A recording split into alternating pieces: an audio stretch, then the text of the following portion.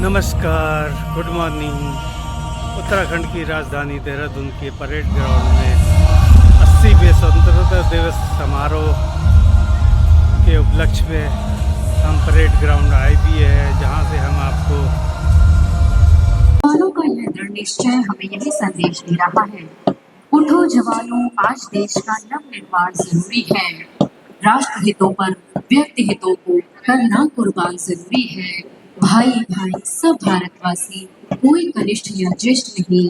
जाति धर्म और संप्रदाय मातृभूमि से श्रेष्ठ।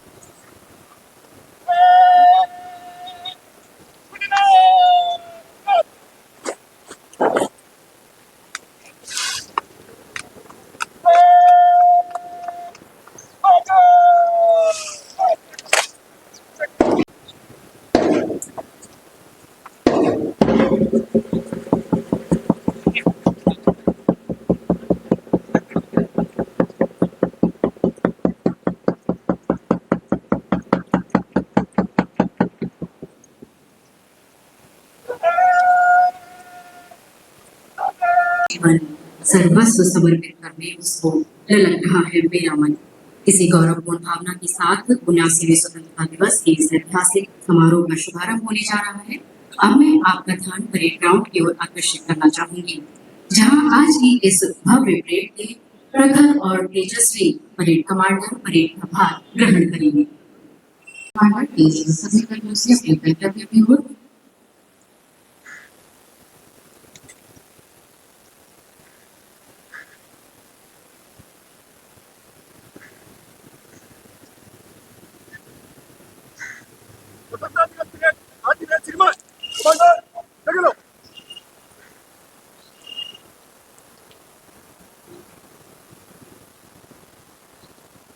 यहाँ पर एक भार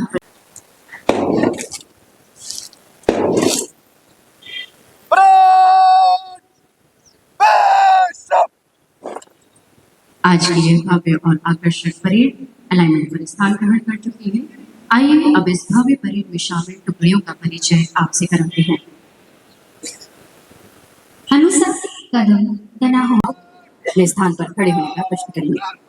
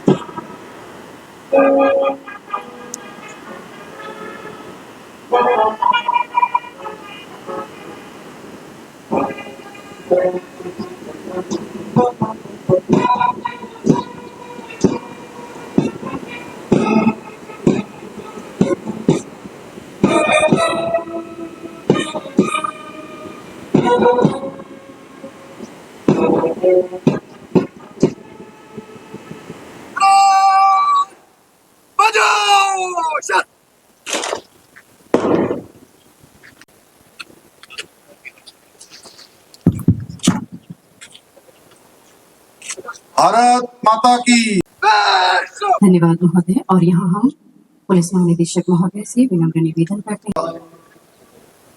दिवस के अवसर पर मंच पर हमारे राज्य के भारत सरकार के पूर्व मंत्री आदरणीय डॉक्टर रमेश पोखरियाल निशंक जी, हमारे राज्यसभा के सांसद और भारतीय जनता पार्टी के प्रदेश के अध्यक्ष आदरणीय महेंद्र भट्ट जी, राज्यसभा के सांसद, हमारे वीर सैनिकों के साथ साथ अर्धसैनिक बलों, पुलिस के सभी बहादुर जवानों को भी नमन करता हूं, जो दिन रात देश की एकता और अखंडता के लिए पूरी निष्ठा और समर्पण के साथ अपने कर्तव्यों का निर्वहन करते हैं। मैं उत्तराखंड राज्य निर्माण के लिए अपना जीवन समर्पित कर देने वाले उन सभी राज्य आंदोलनकारियों को भी श्रद्धापूर्वक नमन करता हूं, जिनके संघर्ष और बलिदान के कारण ही हमें अपनी अलग पहचान और अपना अलग उत्तराखंड राज्य प्राप्त हुआ। मैं हाल ही में प्रदेश के विभिन्न क्षेत्रों में आई प्राकृतिक आपदाओं में प्रभावित हुए सभी परिवारों के प्रति भी गहरी संवेदनाएं व्यक्त करता हूं। मैं सभी आपदा प्रभावित परिवारों को यह विश्वास दिलाता हूं कि इस कठिन घड़ी में सरकार किसी भी प्रभावित परिवार को अकेला नहीं छोड़ेगी। हमारी प्राथमिकता है कि हर प्रभावित परिवार तक शीघ्र राहत पहुंचे, घायलों को बेहतर उपचार मिले और जिन लोगों ने अपना घर या आजीविका खोई है उन्हें जल्द से जल्द आवश्यक सहायता मिले। आपदा प्रभावित क्षेत्रों में समय पर राहत एवं बचाव सामग्री पहुंचाने के साथ साथ हम क्षतिग्रस्त हुई सड़कें, पुल, पेयजल, विद्युत लाइनों को जल्दी ठीक करने का प्रयास भी कर रहे हैं। भाइयों बहनों, कल ही हमने विभाजन विभीषिका स्मृति दिवस भी मनाया। इतिहास का वह हृदय विराट अध्याय हमें हमेशा ये याद दिलाता है कि देश की स्वतंत्रता के लिए हमने कितनी बड़ी कीमत चुकाई है। इसलिए आज के इस अवसर पर मैं उन सभी हुतात्माओं को भी अश्रु पूरी नेत्रों से श्रद्धांजलि अर्पित करता हूं, जिन्होंने देश के विभाजन के दौरान अमानवीय यातनाओं को झेला है, अपनों को खोया है और विस्थापन का कभी न भूल पाने वाला दर्द सहा है। भाइयों बहनों, जिस देश को स्वतंत्रता मिलने के पश्चात यह कहकर नीचा दिखाने का प्रयास किया गया था कि यह देश न एक होकर कभी न रह सकेगा और न ही अपना लोकतंत्र बचा पाएगा, वो भारत पर करोड़ों भारतवासियों के साहस, समर्पण और कार्यकुशलता के बल पर आज न केवल विश्व का सबसे बड़ा लोकतंत्र है, बल्कि एक आर्थिक एवं सामरिक शक्ति भी है। भाइयों बहनों, 2026 का ये वर्ष विभिन्न कारणों से ऐतिहासिक है, क्योंकि जहां इस वर्ष हम अपनी स्वतंत्रता के 80वें वर्ष में प्रवेश करने जा रहे हैं, वहीं राष्ट्रगीत वंदे मातरम की 150वीं वर्षगांठ भी मना रहे हैं।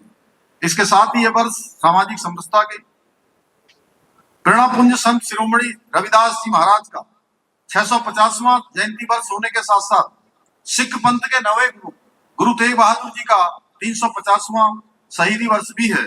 इतना ही नहीं, इस वर्ष राष्ट्र सेवा को समर्पित विश्व का सबसे बड़ा स्वयंसेवी संगठन राष्ट्रीय स्वयंसेवक संघ भी अपनी स्थापना के 100 वर्ष पूर्ण कर रहा है। संघ की एक शताब्दी की यात्रा संकल्प, संघर्ष और त्याग से राष्ट्र निर्माण तक की यात्रा है। भाइयों बहनों, राष्ट्र आज आदरणीय प्रधानमंत्री श्री नरेंद्र मोदी जी के कुशल नेतृत्व में विश्व मंच पर अपनी मजबूत उपस्थिति दर्ज करा रहा है। हमारे शास्त्रों में कहा गया है, जननी जन्मभूमिश्च स्वर्गादपि गरीयसी, अर्थात माता और मातृभूमि दोनों स्वर्ग से भी महान है।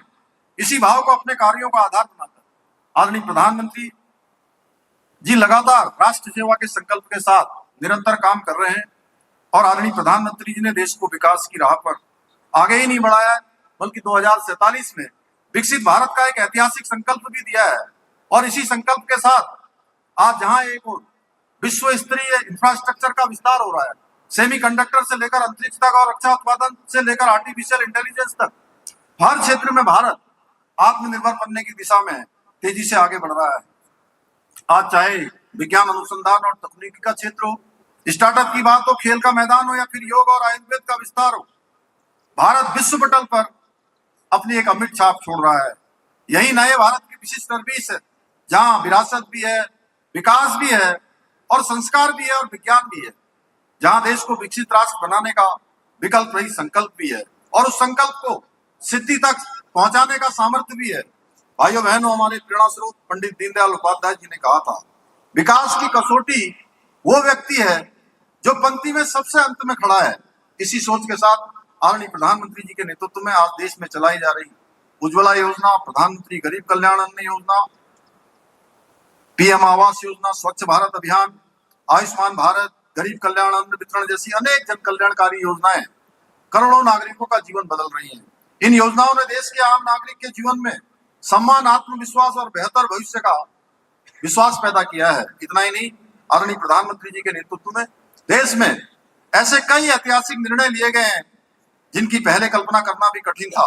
कश्मीर से धारा 370 की समाप्ति, अयोध्या में प्रभु श्री राम का भव्य मंदिर का निर्माण, ट्रिपल तलाक जैसी सामाजिक कुप्रथा का अंत, नागरिक संशोधन कानून जैसी कई महत्वपूर्ण निर्णय इसके प्रमाण हैं। आज हमारा देश रक्षा क्षेत्र में भी आत्मनिर्भर बनने की दिशा में तेज गति से आगे बढ़ रहा है। मेक इन इंडिया के तहत अब देश में आधुनिक हथियार, लड़ाकू विमान और पनडुब्बियां बन रही है। आज हमारी सेना का मनोबल और रक्षा बलों का आत्मविश्वास अभूतपूर्व ऊंचाई पर है। चाहे वो सर्जिकल स्ट्राइक हो कि उत्तराखंड देवभूमि होने के साथ साथ वीर भूमि भी है। हमारे यहाँ का हर दूसरा परिवार देश की रक्षा में अपना योगदान देता है। इसलिए हमारी सरकार अपने वीर सैनिकों, पूर्व सैनिकों और उनके परिवारों को कल्याण के लिए पूरी निष्ठा के साथ समर्पित भाव से काम कर रही है। हमारी सरकार जहां अपने वीर सैनिकों के सम्मान में देहरादून में भव्य सैन्य धाम का निर्माण करा रही है, वहीं हमने बलिदानियों के आश्रितों को मिलने वाली अनुग्रह राशि को 10 लाख रुपए से बढ़ाकर 50 लाख रुपए करने का काम किया है। इसके साथ ही हमने परमवीर चक्र विजेता परिवारों की अनुग्रह राशि भी 50 लाख रुपए से बढ़ाकर 2 करोड़ रुपए करने का ऐतिहासिक निर्णय लिया है। इसके अलावा आज प्रत्येक बलिदानी परिवार के एक सदस्य को सरकारी सेवा में समायोजित करने के साथ साथ सेवारत एवं पूर्व सैनिकों को 25 लाख रुपए तक की संपत्ति खरीद पर स्टाम्प शुल्क में 25% की छूट प्रदान की जा रही है। भाइयों बहनों, देवभूमि उत्तराखंड के प्रति आदरणीय प्रधानमंत्री श्री नरेंद्र मोदी जी का लगाव किसी से छुपा हुआ नहीं है। जब जब प्रधानमंत्री जी देवभूमि पर पधारे हैं, उन्होंने प्रदेश के विकास को एक नई दिशा और गति देने का काम किया है। उन्होंने जहां जिसको भारत का अंतिम गांव कहा जाता था, सीमांत गांव माणा गांव की वैश्विक राजधानी के रूप में स्थापित किया जाए, इस दिशा में कार्य करते हुए हम प्रदेश में आयुर्वेदिक एवं प्राकृतिक चिकित्सा, योग और आध्यात्मिक पर्यटन को बढ़ावा देने के लिए गढ़वाल और कुमाऊं दोनों ही मंडलों में एक एक स्पिरिचुअल इकोनॉमिक जोन भी स्थापित करने जा रहे हैं।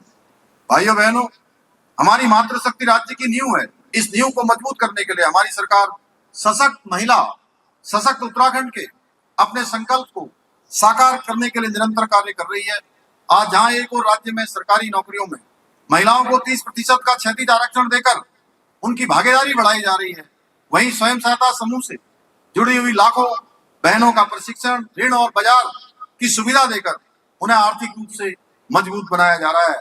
मुझे बताते हुए अत्यंत प्रसन्नता हो रही है कि लखपति दीदी योजना के अंतर्गत अब तक प्रदेश की हमारी 3 लाख से अधिक बहनें लखपति दीदी बन चुकी है, जो महिला सशक्तिकरण और सुरक्षा के क्षेत्र में एक बड़ा अनुपम उदाहरण है।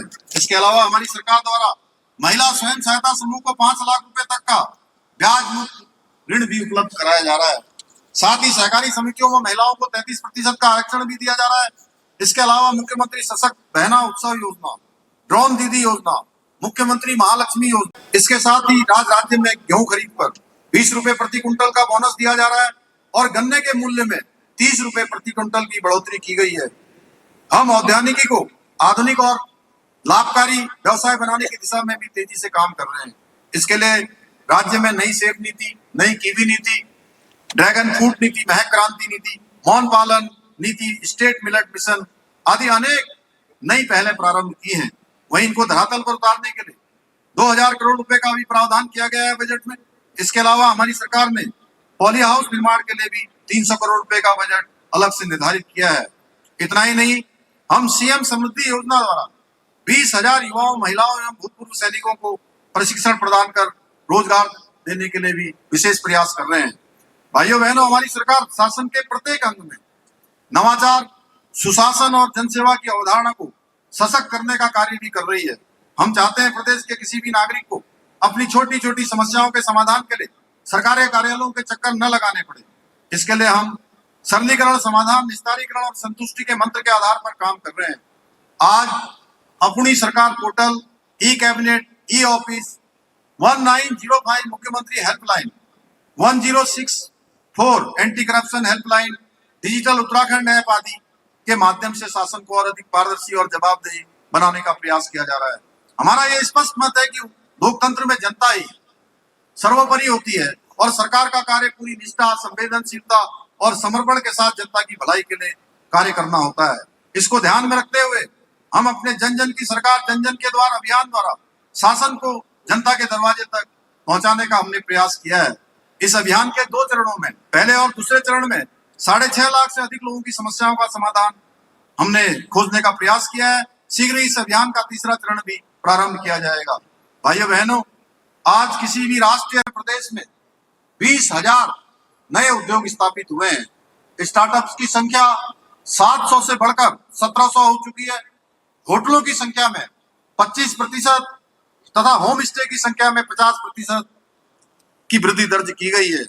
हमारी डबल इंजन सरकार द्वारा किए गए विकास कार्यों का परिणाम है कि हमारे जो भाई बहन रोजगार की तलाश में अपने घर को छोड़कर, अपनी मातृभूमि को छोड़ कर जाने को मजबूर हो गए थे, वे आज लौटकर वापस अपने अपने घरों में आ रहे हैं, अपने अपने गांवों में आ रहे हैं और स्वरोजगार से जुड़ रहे हैं।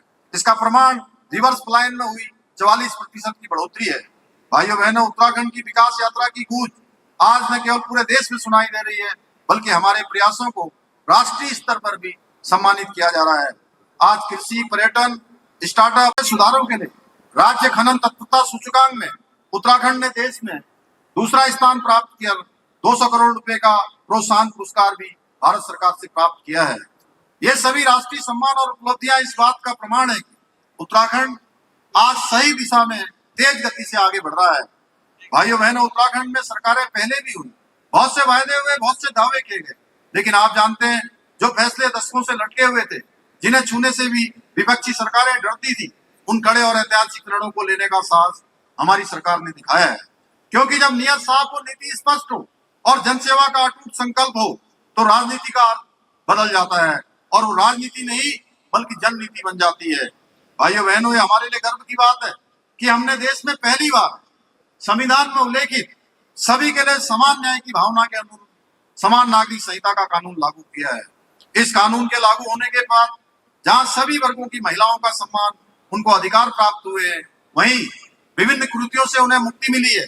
मुझे प्रसन्नता है जिस प्रकार पतित पावनी मां गंगा देवभूमि उत्तराखंड से निकलकर संपूर्ण भारतवर्ष को पवित्र जल से अभिसिंचित करती है, आज उसी प्रकार से उत्तराखंड से निकलने वाली ये समान नागरिक संहिता की धारा देश के दूसरे राज्यों को भी इस दिशा में आगे बढ़ने के लिए प्रेरित कर रही है। भाइयों बहनों, हमने तुष्टीकरण नहीं संतुष्टीकरण को अपने शासन का मूल सिद्धांत बनाया है। इसी का परिणाम है कि अब तक 13,000 एकड़ से अधिक सरकारी भूमि को लैंड देहातियों से मुक्त कराने का भी काम किया है। इसके साथ ही हमने प्रदेश में सख्त भू कानून लागू कर देवभूमि के स्तर बढ़ते जाना है। अभी बहुत आगे हमें जाना है।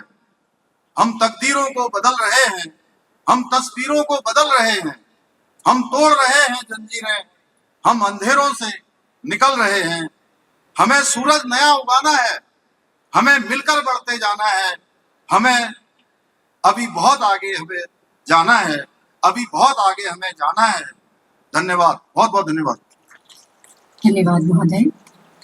और अब वक्त है प्रतिभाओं के सम्मान का। स्वतंत्रता दिवस वर्ष 2026 के अवसर पर माननीय मुख्यमंत्री उत्तराखंड द्वारा उत्तराखंड पुलिस के 15 पुलिस कार्मिकों को उनकी उत्कृष्ट एवं सराहनीय सेवाओं के लिए मुख्यमंत्री सराहनीय सेवा पदक प्रदान किए जाने की घोषणा की गई है। इनमें से 8 पुलिस अधिकारी कर्मचारियों को सेवा के आधार पर तथा 7 पुलिस अधिकारी कर्मचारियों को विशिष्ट कार्य के लिए मुख्यमंत्री सराहनीय सेवा पदक दिए जाने की घोषणा की गई है। विशिष्ट कार्यों के लिए सराहनीय सेवा पदक 2 कार्मिकों को मरणोपरांत प्रदान किया जा रहा है। यहाँ हम पुलिस महानिदेशक महोदय से विनम्र निवेदन करते हैं कि वे माननीय मुख्य अतिथि महोदय को पदक अलंकरण हेतु आमंत्रित करने का कष्ट करें। विशिष्ट कार्य के लिए मुख्यमंत्री सराहनीय सेवा पदक मरणोपरांत निरीक्षक अभिसूचना स्वर्गीय श्री मनोज मनराल, आपके द्वारा स्थानीय अभिसूचना इकाई देहरादून में नियुक्त रहते हुए जनपद में अवैध रूप से निवासरत विदेशी नागरिकों के संबंध में तथा प्रधानमंत्री जी के देहरादून भ्रमण के दौरान महत्वपूर्ण सूचनाओं का संकलन कर कानून व्यवस्था बनाए रखने में महत्वपूर्ण योगदान दिया गया। कर्णप्रयाग चमोली प्रकरण के दौरान शांति एवं कानून व्यवस्था के दृष्टिगत कुल्हाल बैरियर पर महत्वपूर्ण सूचनाओं का संकलन करते हुए स्थिति को नियंत्रित एवं शांतिपूर्ण बनाए रखने में सराहनीय भूमिका निभाई गई। स्वर्गीय श्री मनोज मनराल को मरणोपरांत मुख्यमंत्री सराहनीय सेवा पदक से अलंकृत पदक प्राप्त किया। मनोज मनराल की धर्मपत्नी श्रीमती नेहा मनराल। और अब उस वीर पुलिस अधिकारी को नमन करना है जिन्होंने कर्तव्य की राह पर चलते हुए अपना सर्वोच्च बलिदान दिया। स्वर्गीय श्री विनोद कुमार, उप निरीक्षक नागरिक पुलिस, उत्तराखंड पुलिस में नियुक्त उत्तराखंड पुलिस में नियुक्ति से पूर्व भारतीय सेना में सेवाएं दे चुके हैं। वर्ष 2016 में पुलिस सेवा में आने के बाद उन्होंने विभिन्न दायित्वों का निष्ठापूर्ण निर्वहन करते हुए अपराध, अनावरण एवं नशा तस्करी की रोकथाम में उल्लेखनीय योगदान दिया। 22 जून 2026 को मुनिकीरेती क्षेत्र में रात्रि चेकिंग गश्त ड्यूटी के कर्तव्य निर्वहन के दौरान वाहन दुर्घटना में वीरगति को प्राप्त हुए। आपकी ओर से पदक प्राप्त किया आपकी धर्मपत्नी श्रीमती नीलम शर्मा ने। विशिष्ट कार्यों के लिए सराहनीय सेवा पदक प्राप्त करने हेतु अगला क्रम है श्री सुनील कुमार मीणा, पुलिस महानिरीक्षक कार्मिक, उत्तराखंड। नवीन न्याय संहिता के प्रचार प्रसार एवं जन जागरूकता हेतु राज्य स्तरीय प्रदर्शनी के सफल आयोजन तथा ICJS 2.0 में राष्ट्रीय मासिक रैंकिंग में उत्तराखंड को प्रथम स्थान दिलाने में आपका उत्कृष्ट योगदान रहा। आपके इस विशिष्ट कार्य के लिए आपको मुख्यमंत्री सराहनीय सेवा पदक से सम्मानित किया जा रहा है। अगला क्रम है श्री नवनीत सिंह, वरिष्ठ पुलिस अधीक्षक जनपद हरिद्वार। आपके द्वारा SSP STF कार्यकाल के दौरान QR कोड के जरिए उत्तराखंड सहित 6 राज्यों में फैले अंतर्राज्यीय नकली दवा नेटवर्क का पर्दाफाश कर 19 अभियुक्तों को गिरफ्तार किया। कार्रवाई में लगभग 14 करोड़ के लेन देन के दस्तावेज तथा 2 करोड़ से अधिक मूल्य की नकली दवाओं के निर्माण से जुड़े साक्ष्य बरामद कर इस संगठित गिरोह की कमर तोड़ी गई। आपके विशिष्ट कार्य के लिए आपको सराहनीय सेवा पदक से अलंकृत किया गया। अगला क्रम है श्री अभय कुमार सिंह, अपर पुलिस अधीक्षक जनपद हरिद्वार। आपके द्वारा जनपद उधम सिंह नगर में सांप्रदायिक संवेदनशील घटनाओं में त्वरित एवं प्रभावी कार्यवाही करते हुए संभावित विवादों को रोका तथा क्षेत्र में शांति एवं सौहार्द को बनाए रखा गया। आपको प्रधान मुख्यमंत्री सराहनीय सेवा पदक से अलंकृत किया गया। अगला क्रम है श्री शांतनु पराशर, अपर पुलिस अधीक्षक साइबर क्राइम पुलिस थाना देहरादून। आपके द्वारा पुलिस महानिदेशक उत्तराखंड के निर्देशन में राज्यव्यापी साइबर सुरक्षा अभियान के तहत राज्य स्तरीय टीम द्वारा सभी जनपदों में समन्वय स्थापित कर प्रगति मूल्यांकन के सभी 9 बिंदुओं पर प्रभावी कार्यवाही को सुनिश्चित किया गया, जिससे राष्ट्रीय स्तर पर राज्य की सकारात्मक छवि को सुदृढ़ता मिली। इस विशिष्ट कार्य के लिए आपको मुख्यमंत्री सराहनीय सेवा पदक से अलंकरण किया गया। अगले क्रम पर है श्री मनोज असवाल, पुलिस उपाधीक्षक अभिसूचना।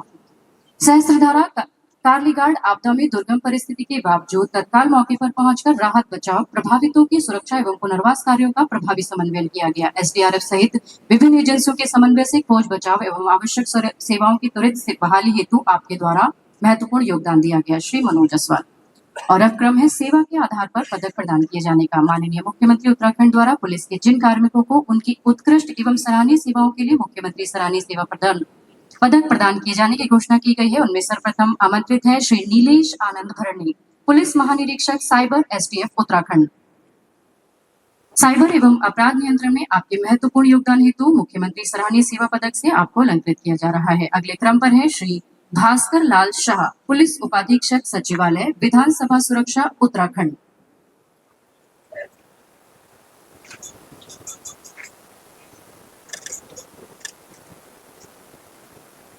अगले क्रम पर है श्री त्रिवेंद्र सिंह राणा, पुलिस उपाधीक्षक जनपद चमोली।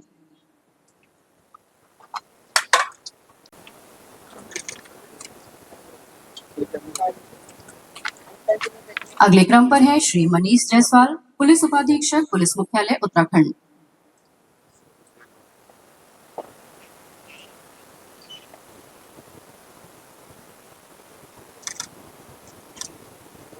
अगले क्रम पर है श्री गिरिबर सिंह रावत, निरीक्षक नागरिक पुलिस पुलिस मुख्यालय उत्तराखंड।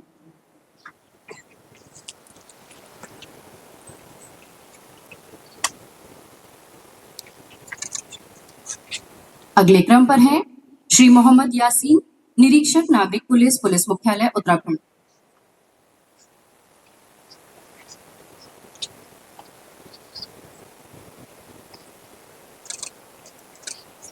अगले क्रम पर है श्री दिनेश चंद, गुलम नायक, 44वीं वाहिनी पीएसी।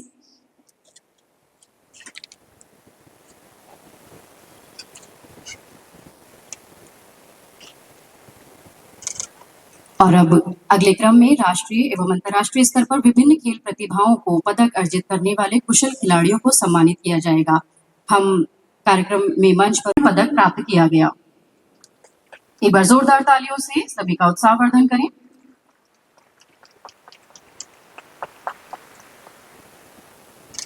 अगले क्रम पर है शौर्य सैनी, आपके द्वारा दी डेफ ओलंपिक प्राप्त किया गया।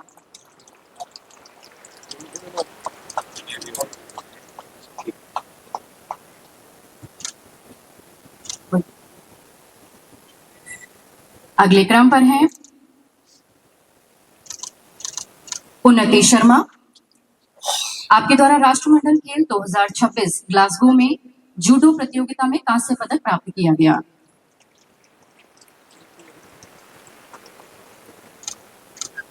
अगले क्रम पर है भूमिका, आपके द्वारा थर्ड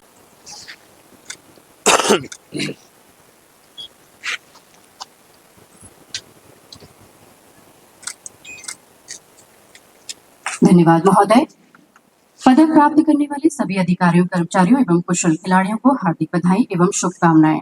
और अब वह क्षण आ गया है जब अनुशासन मिलेगा संगीत से, शौर्य मिलेगा सुरों से और कदम ताल मिलेगी राष्ट्रभक्ति की धुन से।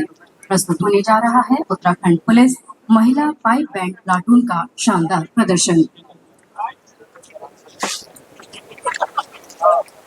यह केवल संगीत नहीं है, उन वीर नारियों की आवाज है जो वर्दी में कर्तव्य निभाते हुए यह संदेश देती है कि नारी शक्ति केवल सशक्त नहीं, नारी शक्ति प्रदर्शन में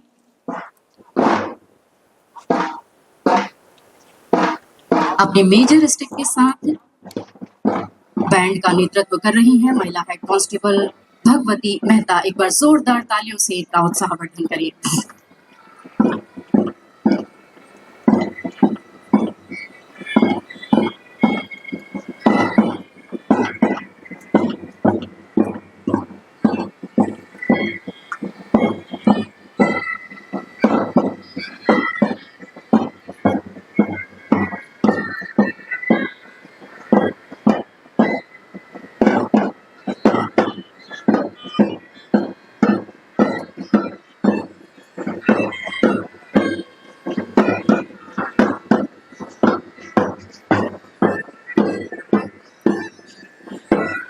आप सभी साक्षी बन रहे हैं उस अद्भुत क्षण के जहां ड्रम की गूंजती थाप और मशक्कत की जोशीली धुन वातावरण में शौर्य, अनुशासन और राष्ट्रभक्ति का संचार कर रही है।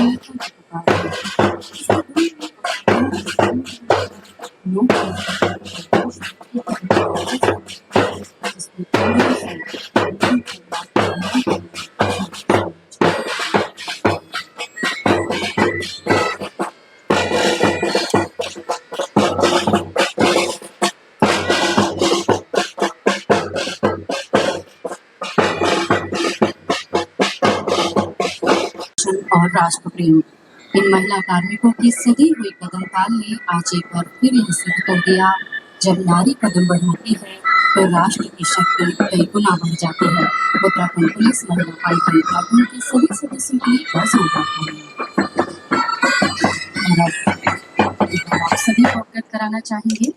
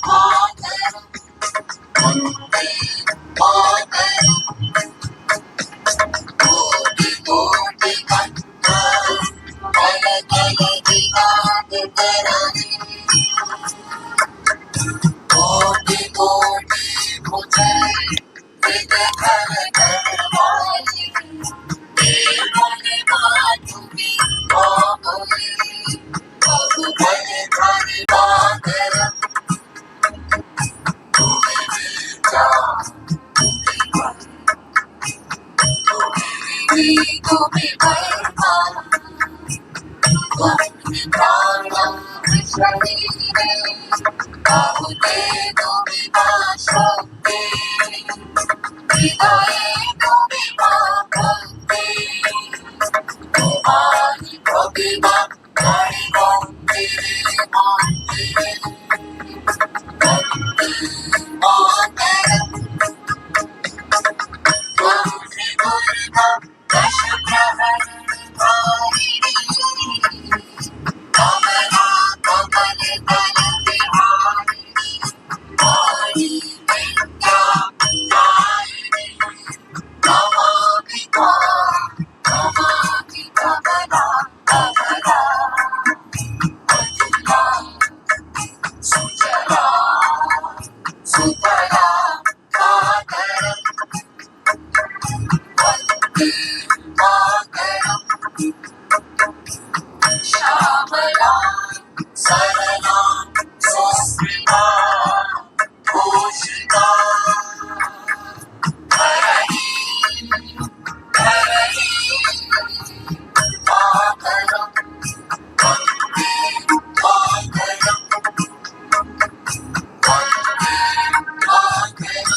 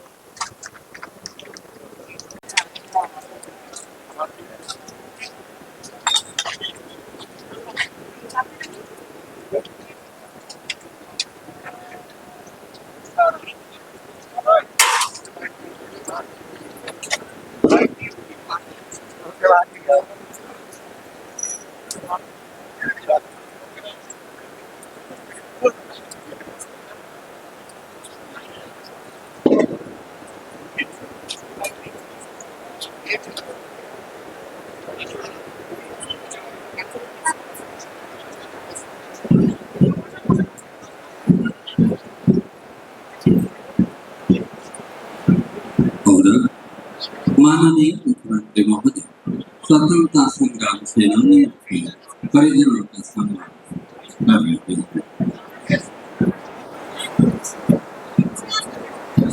और इस कार्यक्रम के समापन के साथ ही आवाम पुलिस और प्रशासन को आवश्यक आकांक्षी अपने प्रेमियों के खिलाफ कंपनी स्तर पर पधारे हुए समस्त सम्मानित अतिथियों को विशेष गणमान्य व्यक्ति अधिकारियों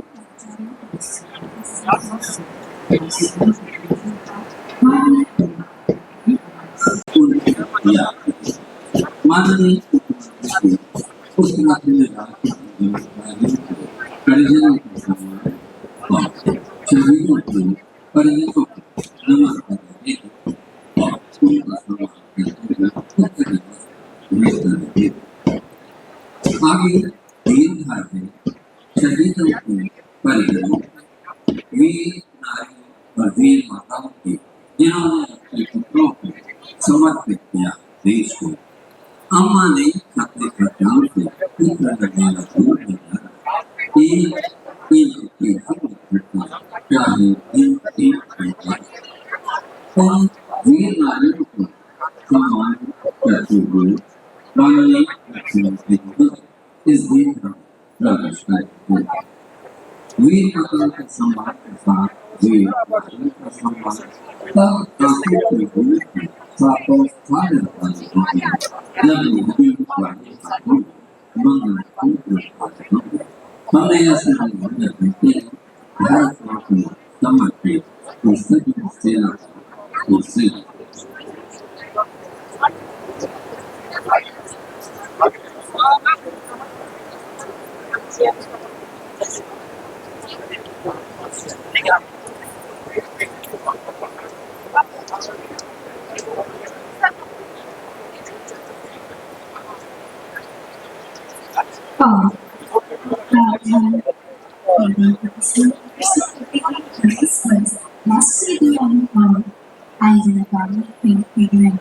वंदे मातरम व स्वतंत्र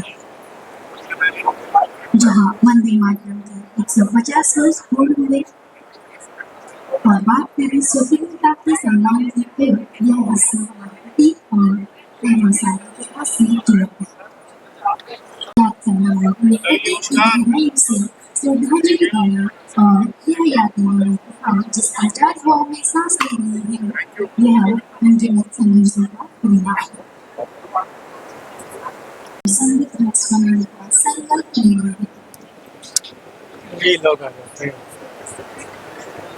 तकनीकी सोच या नए विचारों के खातिर देश का नाम रोशन करने के लिए प्रेरित करना है।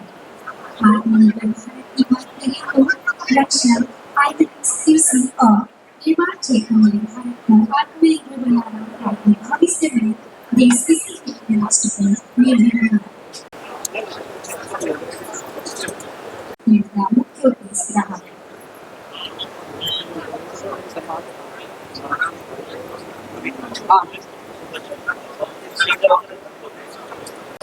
हमारे बहनों सम्मान कार्यक्रम माननीय एक